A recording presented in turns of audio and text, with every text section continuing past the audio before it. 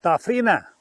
Tafrina nu este o ciupercă, o boală mai ușor de suportat sau mai ușor de distrus decât focul bacterian, am mai spus eu în alt tutorial. Această ciupercă, tafrina, bășicarea frunzelor, este boala specifică persicului, nectarinului.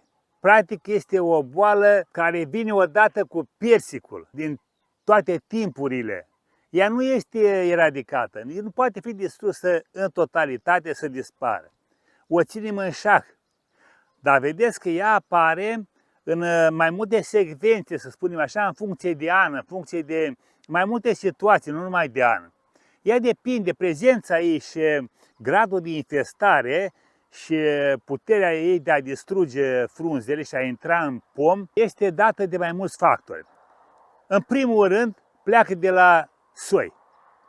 Avem soiuri mai rezistente la tafrină și soiuri mai puțin rezistente la tafrină.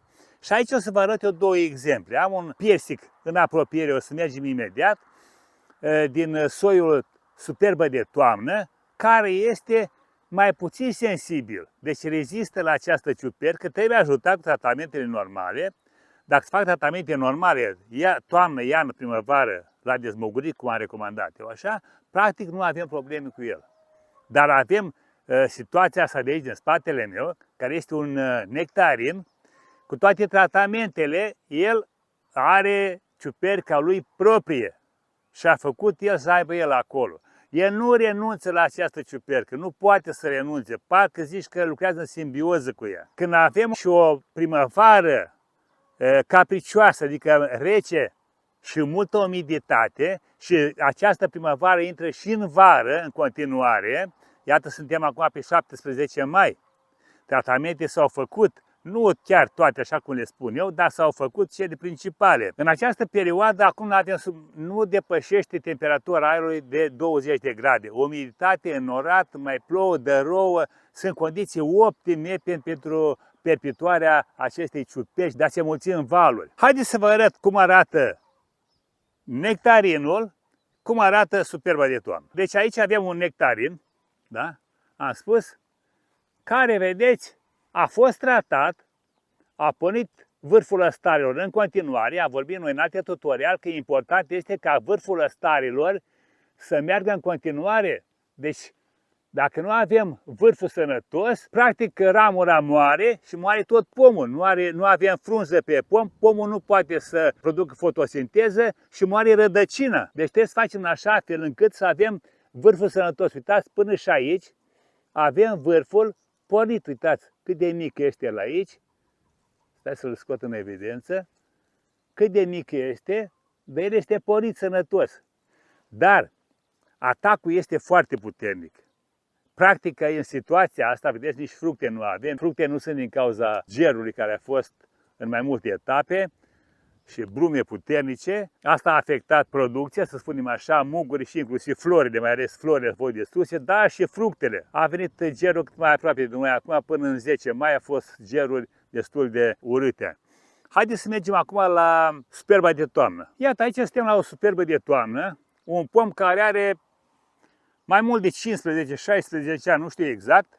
Aici s-a făcut o dezbinare, vedeți, din cauza greutății, s-a lăsat și l-am lăsat așa, încă produce și îl folosesc așa cum este el.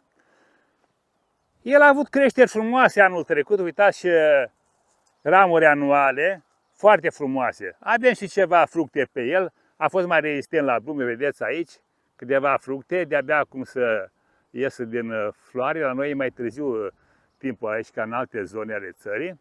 Așa, în ansamblu, el se prezintă bine, multe ramuri de rod frumoase, toate sunt pornite din apropierea scheletului, nu avem ramuri de semischelet. Doar din schelet pornesc ramurile ca să fie mai sănătoase, puternice, ca să poată să producă. Ei, aici situația e mai simplă, vedeți, tratamentul s-a făcut și aici și la vecinul lui, care este un nectarin. Dar reacția este mult mai bună. Mai avem câte o frunză aici, vedeți? Câte un lăstar atacat, uitați aici, e atacat și mijlocul. Dar mai venim cu un tratament, o să vă spun eu imediat ce tratamente folosim ca să rezistăm la atacul ăsta de tafrină. Și el practic scapă scapă foarte, foarte ușor pentru că imediat vine și căldura și am scăpat de tafrină. Dar haideți să ne întoarcem la situația precedentă, la nectarin. Iată-ne înapoi la nectarin. Am spus că sunt puțini lăstari care luptă cu înverșunare ca să ducă ramura în continuare să supraviețuiască și să reziste, să spunem așa, la acest atac. Nu va rezista. Nu va rezista, pentru că avem mulți lăstari care nu supraviețuiesc. Uitați, acesta de aici nu mai poate, ăsta de aici nu mai poate, ăsta de aici deja e terminat. Acum ce face? Această ciupercă intră prin această portiță cu ajutorul lăstarului, intră în ramură. Ramura este compromisă. Nu facem decât să ținem depozitul de ciuperci pentru anul următor. Fructe nu avem, atacul este puternic, ramura care oricum în primăvară o vom elimina, chiar dacă produce sau nu produce, în toamnă sau cel târziu în primăvară o vom elimina la inel. Și atunci ce facem acum în situația asta? Venim și facem curățenie generală în pom. Ce facem? Venim și eliminăm ramurile, toate, în cazul nostru, toate ramurile le eliminăm la inel, vedeți, undeva de aici, și rămân acest lăstar. Peste tot facem același lucru. Dacă nu avem, eliminăm ramura și fără acest lăstar. Cum e cazul de aici, vedeți? Avem așa. O să fac imediat, dar prima dată vă explic. Vedeți ramura asta de schelet, dacă de aici, are aici lăstari buni la bază, ramura e bolnavă, o vom elimina. Mai sus avem lăstari la bază, vedeți, tot aici lângă schelet, ramura bolnavă elimină. Eliminăm tot, aici avem lăstari frumoși la fel, ramuri pentru anul următor. Aici e liber, iar aici, vedeți, avem deja posibilitatea asta să lăsăm, dar uitați aici, este un atac puternic aici din zona asta. Asta înseamnă că toată partea asta va avea probleme fiecare an. Și atunci ce facem? Venim cu fierăstrăul și scoatem ramura de schelet undeva deasupra acestor lăstari buni care să preia comanda acestei ramuri de schelet. Deci facem o tăiere de reducție, clar, ca să spunem așa. De aici cu fierăstrăul. O să facem imediat, prima dată vă arăt. Până la bază avem același lucru. Vedeți, avem lăstari care pleacă, care pornesc din ramura principală sau din tulpină aproape, să spunem așa. Ramura asta pleacă, o scoatem afară. Aici avem lăstari la fel, scoatem ramura asta cu totul, asta cu totul, lăsăm doar lăstarii care pornesc din schelet. Aici, vedeți, aici, peste tot facem același lucru. Foarte simplu. O să intru imediat în acțiune și o să vedeți dumneavoastră despre ce este vorba. Eliminând aceste ramuri bolnave, această mare masă de ciuperci, pomul va respira mult mai ușor, după care îi facem un tratament, o să spun și tratamentele imediat, și am ușurat pomul pentru anul următor. Sperăm că anul următor să fie altul decât acesta, adică să facem și tratamente de iarnă, 2 în toamnă, 2 în primăvară, la dezmăgurit, cum am spus, după floare imediat când apar primele frunzulițe și așa mai departe. Și pomul va supraviețui și va fructifica normal. Trecem la treabă acum să vedem cum facem noi. Și am zis așa, prima dată eliminăm partea asta care este atacată în lemn gros, adică în ramură de schelet. Și scoatem de aici de undeva, de deasupra acestor lăstari frumoși. Dăm toate ramurile pe interval, pentru că după asta urmează cositul. Tragem toate aceste ramuri cu lemn gros, cu ce o fie, nu are importanță, pe interval, cu iarbă, cu tot, cu tractorul tragem și ducem undeva pentru a le da foc. Deci trebuie să avem grijă că aceste porțiuni infestate trebuie distruse prin ardere.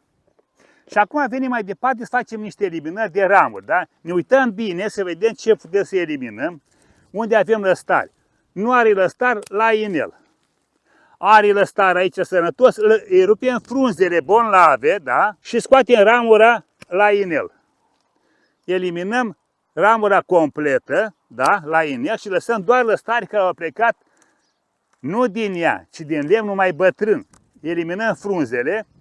Așa mergem în continuare. Dacă nu avem lăstari care pornesc din lemn bătrân și pornește dintr-un cep scurt sau din ramura anuală, ca anticipat, oprim de acolo 2 lăstari, din ramura asta bolnavă. În rest eliminăm. Și imediat o să observăm cum arată pomul după această mișcare, da? Deci eliminăm fără frică, facem curățenie generală, dăm frunzele jos în majoritatea lor, care sunt atacate. Nu o să stăm să le numărăm pe fiecare în parte, da? Rupem frunzele. Tragem în sus la frunze, nu în lateral, nu în jos, ca să nu dezbinăm, să rupem lăstarul cu totul. Toate ramurile, practic în situația asta, toate ramurile dăm jos. Lăsăm doar lăstarii care pornesc de sub această ramură sau chiar din ea dacă sunt lăstari sănătoși. Și facem aceste ruperi de frunze pe care le eliminăm, le dăm jos complet, da?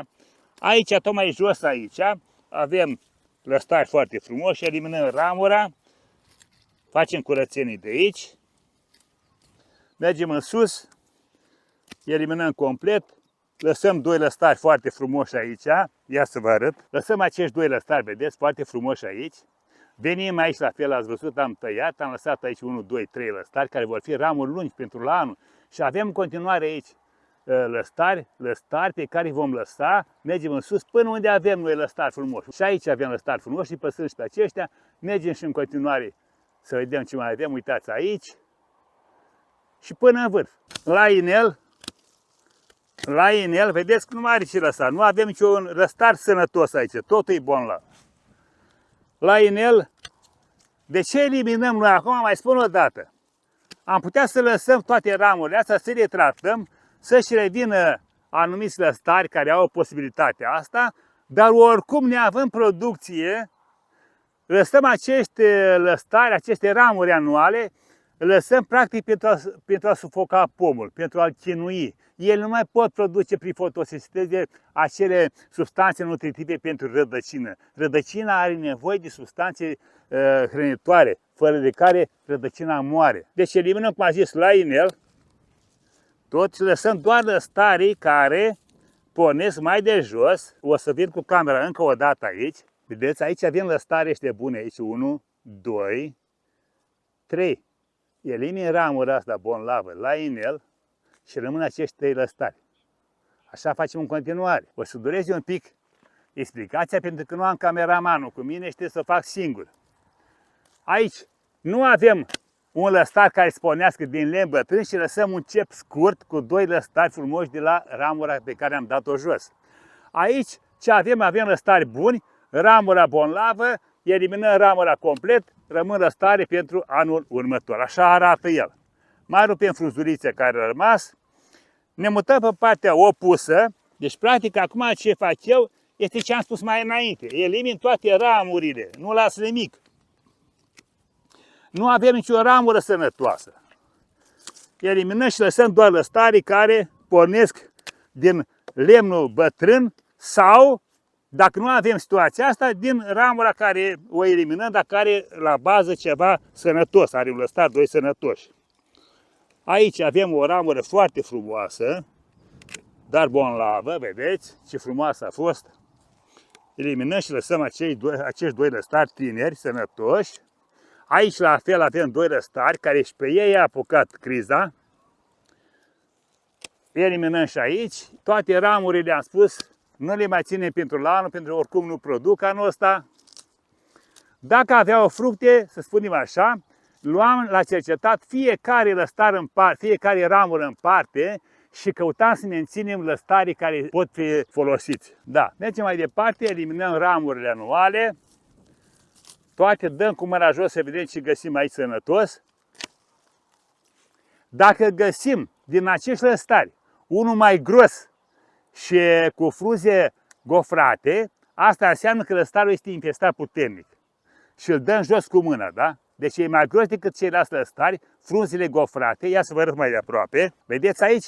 Lăstarii ăștia undeva la 2-3 mm maxim. Ăsta de aici are 5 mm. Și toate frunzele au fost așa. Din mijloc până pe margini. Lăstarul ăsta se va îngroșa în continuare și va deveni sursă pentru anul următor. Cea mai bună sursă de mulțire acestei ciuperci, ăsta va fi. Deci eliminăm complet și pe el. Dăm frunzele jos, să vedeți ce avem sănătos aici. Încă unul gros aici, vedeți? Încă unul gros și avem doar lăstari subțiri tineri buni. Ăștia îi păstrăm. rupem frunzele și urmează tratamentul. Și dacă tot ne-am apucat de treabă, haideți să o terminăm, ca să vină și mie mai ușor. Eliminăm ramurile toate, cum am zis, lăsăm numai și sănătos. Dacă găsim lăstari groși, îi eliminăm complet. Nu îi mai fardăm, nu mai dăm frunze jos. Aici, vedeți, avem așa, niște frunze bonlave aici, dar avem un lăstar gros, scurt și gros. Deci ăsta este, uitați-l aici, așa apare el. Deci cât e de mic, dar cât e de gros, vedeți? Și este infestat total. Ăsta trebuie eliminat complet. Și oprim așa, un lăstar sănătos aici și unul chiar din ramura asta infestată, dar care este mai aproape de bază, se spune că promite. Restul eliminăm. La inel. Am eliminat ramura asta la inel. Ia uitați aici. Pentru ce să o mai țin pentru anul următor? Pentru ce să o ții? Fructe nu are, doar boală, ciuperci care sunt acum, o să se transforme în alți spori care vor zbura, care se vor depozita mai departe, vor intra în ramura asta și din ramură mai departe în ramură de 2-3 ani. Eliminăm, cum am zis, toate ramurile și lăsăm noi lăstari pe care îi curățăm așa de frunzele afectate și venim cu tratamentul. În mod corect, în mod normal, să spunem așa, clasic, boala se tratează această ciupercă, așa cum am spus eu în alte tutoriale în care m-am referit exact la tafrină, la piersic. Numai că în situațiile astea dificile, așa mai a fost cazul nostru de față aici, trebuie să venim cu tratamente suplimentare. Trebuie să venim cu o intervenție mult mai agresivă. Și ce facem noi acum în situația asta? Am spus că suntem pe data de 17 mai. Temperaturile încă n-au urcat, încă anunță ploi în toată țara, umiditate multă și atunci tafrina va lovi în continuare. Ce facem noi? Facem așa. Facem un tratament cu o substanță de contact în amestec cu o substanță sistemică. Și mă refer aici la Captan. Punem 0,2%, adică 20 de grame la găleată, în amestec cu score cu 2 ml. Atenție, la score putem să punem și 3 ml, dar menținem doza asta pentru că o să repetăm tratamentul. Score este un produs, deși pare puțin când adăugăm noi acolo 2 ml la 10 litri de apă, tendința este de a pune mai mult. Să știți că dacă pui o doză dublă, score face fitotoxicitate, deci arde frunza. Deci respectăm doza. După ce am făcut acest tratament, facem o spălare completă. Deci cum am făcut noi aici, facem o spălare completă pe toate părțile, lăsare să nu rămână o frunză neatinsă, peste tot. Facem o trecere, o spălare odată și nu ne mai întoarcem. Adică facem la pomul vecin și mi-a rămas soluție, hai să mai dau încă o dată pe ăștia. Nu, asta înseamnă substanță dublă aplicată. Adică înseamnă o posibilitate sau pericol de a face fitotoxicitate. Este un element de care trebuie să ținem cont. Bun, după ce am făcut acest tratament, venim după 10 zile cu silit. Silitul nu-l mai combinăm cu nicio altă substanță. El este mai pretențios la combinații. Și chiar și la prepararea soluției trebuie să avem grijă să nu fie apa foarte grea, o apă mai blândă, să spunem așa. Dacă e foarte calcaroasă, trebuie să avem grijă. Și în situația asta de ape calcaroase, avem grijă să fie apa mai călduță când facem combinația de substanță într-o găleată de apă, în mai puțină apă, apă călduță, dizolvăm bine, așa, când s-a dizolvat corect tot așa, atunci punem în restul apei. Pentru că are el o sensibilitate la preparare, dar în sine este o substanță care vine special pentru a ataca tafrina și nu este o substanță de contact, că ea intră în frunză. Bun, deci este al doilea tratament la 10 zile, am spus. După încă 10 zile, revenim cu tratamentul cu Captan și score, adică tratamentul 1 îl repetăm în tratamentul 3. Ce trebuie să mai adăugăm noi la aceste tratamente? La tratamentul 1 și la tratamentul 3 venim cu Mospilan, pentru că în perioada asta lăstarii ăștia tineri vor fi atacați clar de puricile verzi al piersicului. Deci al piersicului, nu alt purice, propria lui insectă care să-l distrugă. Este puricile verzi al piersicului. Și punând Mospilan, chiar dacă sunt în perioada asta pe teren, îl distrugem, chiar dacă ești mai avansat, îl distruge cu siguranță, sau facem preventiv și totul este bine. Faci tratamentul 1 și tratamentul 3, venim și mai adăugăm și Mospilan. Ar fi bine totuși În situația în care nu facem tăieri de regenerare, avem un piersic care este atacat de tafrină, dar să avem o eficiență mai bună, să folosim și un adjuvant. Ce face adjuvantul ăsta? Adjuvantul deschide calea. Adică tratamentul sistemic trebuie să intre în frunză. Dar el nu poate să intre cu ușurință, pentru că fiecare frunză, fiecare pom are sistemul de autoapărare. Frunzele au niște țepi, să spunem așa, foarte finuți, care să împrăștească pe toată frunza, sau o mătase, cum e cazul mărului, sau o ceară, în cazul altor specii. Și asta pentru protecția lor, sistemul de autoapărare. Iar noi trebuie să venim cu acest tratament, să intrăm în frunză, să penetrăm aceste sisteme de apărare. Și atunci folosim un adjuvant. Eu vă recomand un adjuvant mai pe zona asta, adică pomiculă, și nu neapărat un adjuvant din zona asta care se folosește la erbicidări. Un adjuvant bun este Breakthrough. Deci acest adjuvant se folosește 2 ml la 10 litri de apă. Face ca calea de pătrundere în frunza a tratamentului sistemic să poată fi făcută cu ușurință, deschide porii practic ca să poată să intre tratamentul sistemic în frunză. Deci asta am zis că în cazul în care avem ramuri ca să le păstrăm, cum este piersicul atacat, dar nu foarte tare, și avem fructe și trebuie păstrate ramurile, în situația asta folosim și un adjuvant. În cazul nostru nu mai e nevoie, facem cele tratamente și fără adjuvant. Dar dacă vreți și aveți posibilitatea să puneți adjuvant și în situația asta, este foarte, foarte bine. Ăsta a fost tutorialul pentru astăzi și promit că voi veni să vorbim despre atacul de monilioză la cais. Ce facem noi cu caisul atacat de monilioză? Am văzut, lumea spune că nu are rost să tai pomul să regenerezi dacă el este atacat foarte puternic, pentru oricum din mungul de rezervă vor da alți lăstari și el își va reveni. Da, își va reveni ca și vegetație, nu foarte bine, dar își va reveni. Dar în schimb, lăstarii atacați, ramurile atacate vor rămâne acolo ca depozit pentru anul următor. Ăsta a fost tutorialul, la revedere și succes pe toată linia!